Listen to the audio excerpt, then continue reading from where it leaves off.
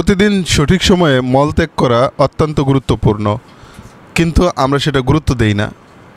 যখন মল থেকে কষ্ট হয় তখনই আমরা বুঝি, আর এটাকেই বলে কোষ্ঠকাঠিন্য। আজকে ভিডিওতে আমরা জানব কেন কোষ্ঠকাঠিন্য হয়, কি করলে এটা থেকে পরিত্রাণ পাওয়া যায়, গবেষণা কি বলে ইত্যাদি সম্পর্কে। চলুন শুরু করি। কোষ্ঠকাঠিন্য কি? বিশ্ব স্বাস্থ্য সংস্থা WHO এর মতে সপ্তাহে 3 দিনের বা 3 বারের কম মলত্যাগ হলে সেটাকে কোষ্ঠকাঠিন্য বলে। এছাড়া মলত্যাগের ক্ষেত্রে কষ্ট হওয়া, মল শুকিয়ে যাওয়া, শক্ত হওয়া, এগুলোকে কোষ্ঠকাঠিন্য বলে।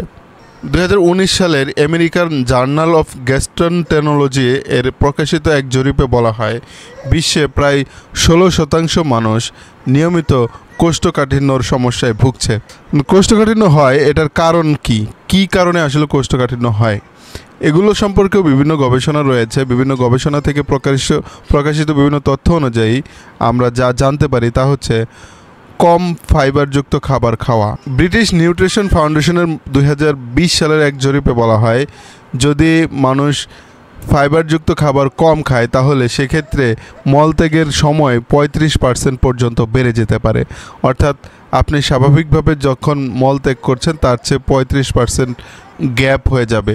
2016 সালের ইউরোপিয়ান জার্নাল অফ ক্লিনিক্যাল নিউট্রিশনের একটি গবেষণা থেকে দেখা যায়, যদি আমরা দিনে 2 লিটার পানি খাই তাহলে কোষ্ঠকাঠিন্যের পরিমাণ অনেকটাই কমে যাবে। তাই আমাদেরকে চেষ্টা করতে হবে দিনে অন্তত 7 থেকে 8 গ্লাস পানি পান করার জন্য। শারীরিক অনিয়ম অর্থাৎ শরীরকে নড়াচড়া না করা, সারাদিন এক জায়গায় বসে থাকা, শারীরিক পরিশ্রম বা হাঁটা চলা বা ব্যায়াম না করা। হার্ভার্ড মেডিকেল স্কুল এ সম্পর্কে তথ্য গবেষণা প্রকাশ করেছে, সেখানে বলা হয়েছে যে নিয়মিত হাঁটাচলা করলে কোষ্ঠকাঠিন্য অনেকটাই কমে যায়। চতুর্থ কারণ হচ্ছে মানসিক চাপ বা মানসিক দুশ্চিন্তা। মানসিক চাপ বা মানসিক দুশ্চিন্তা আসলে নানা রকম রোগের কারণ হতে পারে, তার মধ্যে কোষ্ঠকাঠিন্যও অন্যতম। পঞ্চম কারণটা হচ্ছে ঔষধের পার্শ্ব প্রতিক্রিয়া। বিভিন্ন সময় বিভিন্ন ধরনের ঔষধ রয়েছে যেগুলো খেলে কোষ্ঠকাঠিন্য হতে পারে, যেমন আয়রন বা ক্যালসিয়াম সংক্রান্ত ঔষধগুলো খেলে আপনার কোষ্ঠকাঠিন্য হতে পারে।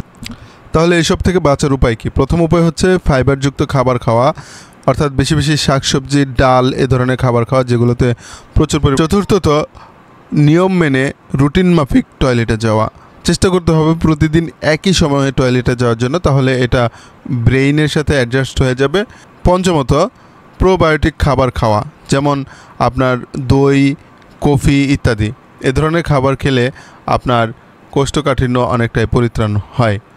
যদি আপনার কোষ্ঠকাঠিন্য হয় তাহলে কখন ডাক্তারের কাছে যাবেন, কখন সেটা ঝুঁকিপূর্ণ হয়ে যায়? কোষ্ঠকাঠিন্যর ক্ষেত্রে অন্তত 3 সপ্তাহ যদি আপনার এক নাগারে পায়খানা না হয় তাহলে আপনাকে দ্রুত চিকিৎসকের পরামর্শ নিতে হবে।